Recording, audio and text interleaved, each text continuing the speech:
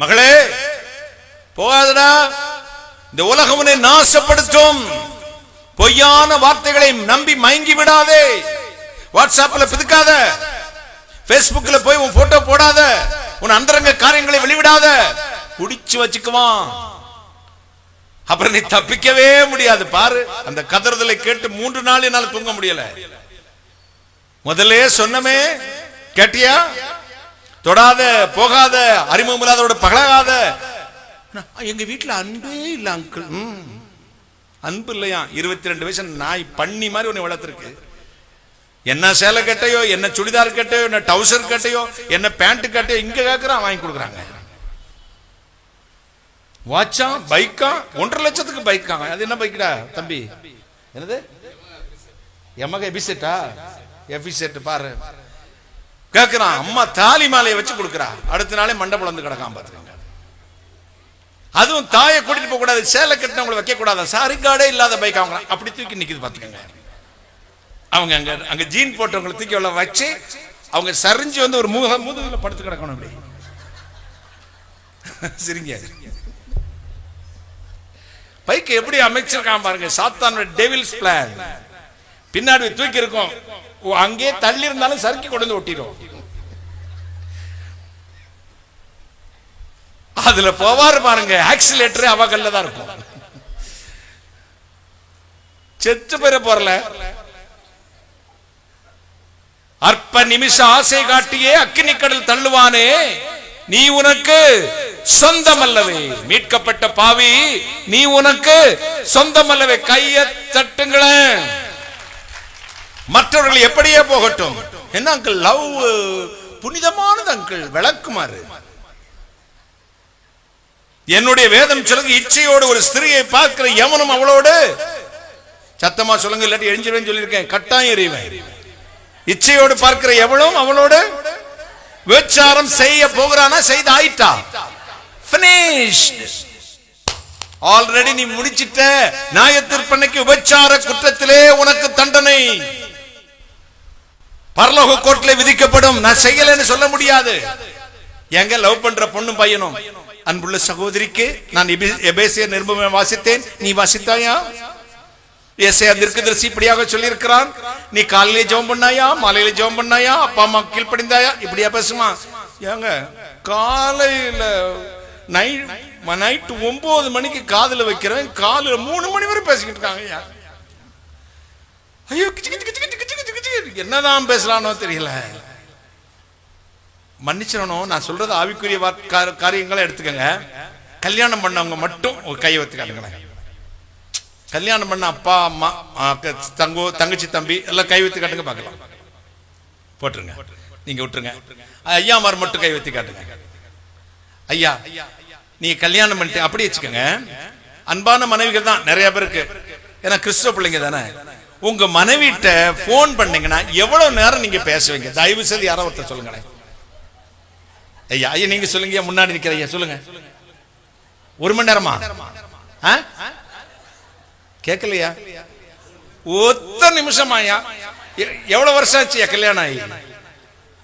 20 வருஷம். 20 வருஷம் வாழ்ந்து 1 நிமிஷத்துக்கு மேல பேச பிடிக்கலைங்க. இவன் 2 ஹவர்ஸ்ல இந்த தெருவுல பாக்குறான், அன்னிலிருந்து பேச ஆரம்பிக்கிறான் பாருங்க. 20 மணி நேரம் பேசுறான்.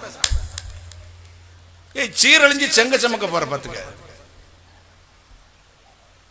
அவனுக்கு ஏற்கனவே அவளுக்கு 4 பேர் இருக்கும். 4 கால் பாய்ச்சல் ஒண்ணு விட்டு ஓடுவா. நீ ரோடு அளந்து அடின்னு பாப்பார பாத்துக்க. ரோடு அளப்பா எடுத்து பார்த்தா இங்க மரட்ட தாடி வச்சுக்கிட்டு அப்படியே போய்கிட்டு இருப்பான். ஏண்டா கிறுக்கு, லவ் பண்ணானே ஃபெயிலியர் ஆச்சு. எந்த பொம்பளைக்காவது லவ் ஃபெயிலியர் வந்து கிறுக்கு பிடிச்சிருக்கா சொல்லுங்க? இவன் தான் கிறுக்கு பிடிச்சி அலையிறான். தாடி வைக்க ஆரம்பிக்கிறான், நகம் வைக்கிறான், குளிக்க மாட்டான், நாத்தம் புடுங்குதுங்க. என்னட்ட தான் தூக்கிட்டு வந்து போடுவாங்க. அண்ணே ஜெபம் பண்ணுங்க, அவனுக்கு ஏதோ பேய் இல்லைங்க. ஜாக்கிரதை. பெண் பிள்ளைகளுக்கு அப்பாவாக, அண்ணனாக, உன் தாய் மாமனா சொல்றேன், போனை கையில் எடுக்காது. பட்டன் போன் வாங்கி கொடுங்க. ஆன்லைன் எல்லாம் யூஸ் பண்ண விடாதீங்க. அப்புறம் பிரதர் ஐயா போத்தான் செய்யும். தயவு செய்து போன் தேவைதான். ஆனால் அதை நீ ஆள கற்றுக்கொள்ள வேண்டும். அந்த போன் ஒன்னு ஆளக்கூடாது. கைகளை தட்டி. அப்படி மனது இருக்குமானால், பலம் இருக்குமானால் பரவாயில்லை. ஆனா இல்லையே. எங்க மதுரைன்னு அடிக்கிறேன் அந்த டெலிபோன்ல. மதுரைன்னு 2 மீனாட்சி கோபுரம் வருது. அப்புறம் மதுரையில மகால் திருமலாக்க மகர். அடுத்து 2 அசிங்கமா ட்ரெஸ்ஸே இல்லாத 2 பொம்பளை தான் வந்து நிக்கிறாங்க. எங்களுக்கே இந்த கதின அந்த பயங்க சும்மாவையா விடுமா? சாதாரண ஒரு விஷயத்தை அசிங்கமான சைட்டுக்கு போன அவசியமே இல்லைங்க. தூத்துக்குடின்னு அடிச்சு பாருங்களேன். இன்னைக்கு நான் இப்ப செக் பண்ற வீட்டுல போய் செஞ்சு பாருங்க. பாத்துறாத தூத்துக்குடின்னு அடிச்சா கூட அந்த தூத்துக்குடியும் வரும், சேர்ந்து வருங்க. அழையாத விருந்தாளி, திறந்த வீட்டுக்குள்ள நாய் நுழையிறது மாதிரி வருது பாவம். கைகளை தட்டி இந்த பாவத்தை தான் சங்கருக்க வேண்டும். கைகளை தட்டி ஒரு அல்லேலூயா சொல்லுங்களேன். இந்த அருவருப்பை தூக்கி போட்டு மிதிக்க வேண்டும். நீ அந்த பாவத்தை செய்யக்கூடாது என்பதற்காகத்தான் கர்த்தருடைய கண்கள் நீதிமான்கள் மேல் நோக்கமாகவே இருக்குது. அல்லேலூயா. ஒரு அல்லேலூயா சத்தமா சத்தமா அல்லேலூயா. ஒரு சின்ன எக்ஸாம்பிள் சொல்றேன். உடன் பிறந்த சகோதரனை பெத்த தகப்பனை விட எந்த ஆணையும், அது சித்தி பிள்ளை பெரியப்பா பிள்ளையா இருந்தாலும் சரி, ஒரு டிஸ்டன்ஸ் மெயின்டைன் பண்ணுங்க. இது அட்வைஸா சொல்றேன், பிரசங்கம் இல்ல. ஒரு அண்ணனா அதான் சொல்றேன், நான் தாய் மாமனா சொல்றேன். டிஸ்டன்ஸ் மெயின்டைன் பண்ணுங்க. எப்ப சறுக்கும்னே நமக்கு தெரியாது. அதே மாதிரி ஆண்களுக்கும் அதே தான். தாயை தவிர, தன் தங்கையை தவிர மற்றவங்களிடத்தில் ஒரு டிஸ்டன்ஸ் பண்ணுங்க, மெயின்டைன் பண்ணுங்க. ரொம்ப கொஞ்சம் குலாவாதீங்க. சொந்த கூட பிறந்த தங்கச்சியோட பேச மாட்டான். ஏதோ சொந்தக்கார தங்கச்சியா, தங்கச்சியை போட்டுட்டு வரேன், தங்கச்சியை பைக்ல கூட்டு போறேன், தங்கச்சியை கார்ல கூட்டிட்டு போறேன், தங்கச்சியை ஷாப்பிங் போறதுக்கு ஆள் இல்லைனா நான் துணைக்கு போறேன். உன் துணை தேவையில்லடா. உன்னை அறியாம உன் சப்கான்சியஸ் மைண்ட்ல ஏதோ ஒன்று உனக்கு இன்பத்தை கொடுக்கிறது. பெற்ற தாய்க்கு உப்பு வாங்கி கொடுக்க மாட்டேன், ஒரு மாத்திரை வாங்கி சுகருக்கு கொடுக்க மாட்டேன், கண்டவளுக்கும் கூட வாங்கி கொடுப்பான். பாத்துக்கங்க. அப்பமே சிந்திக்க நிதானிக்கணும். இந்த பய போற ரூட் சரியில்லை, உலக்கையில் அடிச்சு விடணும். பாத்துக்கங்க.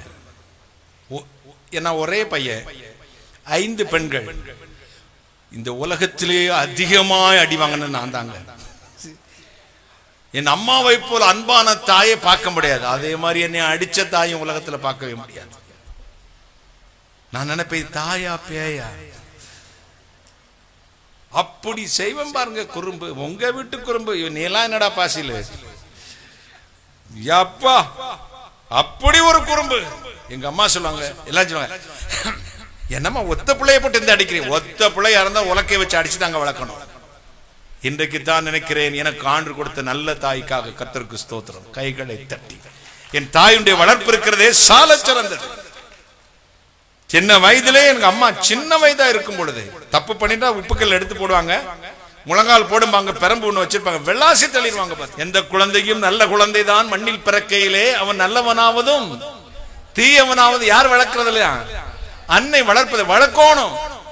பிள்ளை என்னமா கம்ப்யூட்டர் விளையாடுறா, மொபைல்ல பிதுக்குறா ஒன்னே பிதிக்கிறவா, செத்தே பெறுவா, மானம் கட்டு போயிரும். பாத்துக்க.